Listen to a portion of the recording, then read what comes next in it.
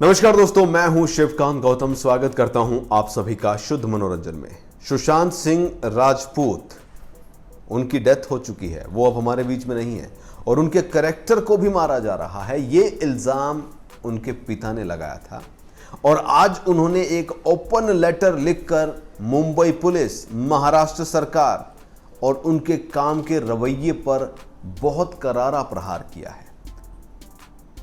सुशांत सिंह राजपूत के पिता पर शिवसेना के मुखपत्र सामना में आर्टिकल में यह लिखा गया कि सुशांत सिंह राजपूत और उनके पिता के बीच संबंध अच्छे नहीं थे, जिसकी वजह सुशांत सिंह राजपूत के पिता की दूसरी शादी थी।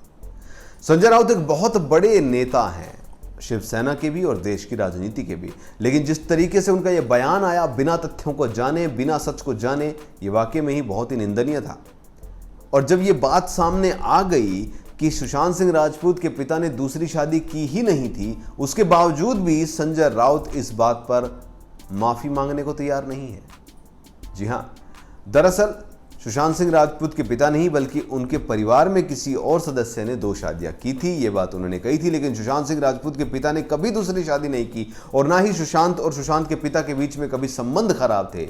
और अब सुशांत सिंह राजपूत के चाचा ने लीगल नोटिस सुशांत सिंह राजपूत की इस खबर पर संजय राउत और शिवसेना पार्टी को भेजा है। उन्हें 48 घंटे का टाइम दिया गया है कि वो या तो माफी मांगे या फिर उनके खिलाफ एफआईआर दर्ज होगी। लेकिन शिवसेना और संजय राउत दोनों ही इस बात पर ना तो माफी मांग रहे हैं और ना ही कोई अपॉलॉजी लिखित में देने की बात कह रहे हैं। उन्होंने एक बार फिर से कहा है कि जो बोला है वो देखा जाएगा।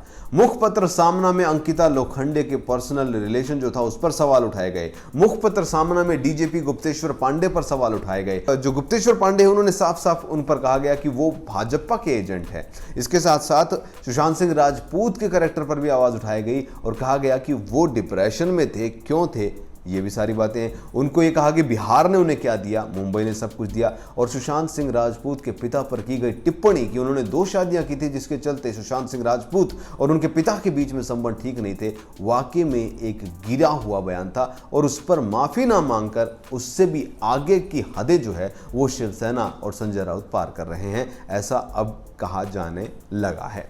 आपको बता दूं कि शिवसेना का मुखपत्र सामना और उसमें यह आर्टिकल आया था। और आर्टिकल कब आया था? जब सीबीआई जांच की मंजूरी मिल गई थी।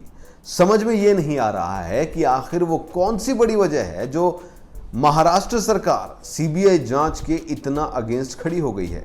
सुशांत सिंह राजपूत के इस पूरे मामले में बहुत बड़े बड़े खुलासे अब तक हुए हैं और बहुत बड़े बड़े खुलासे होने की अभी बारी है, ऐसा माना जा रहा है। और जिसके चलते सीबीआई जांच से डर रही है शिवसेना।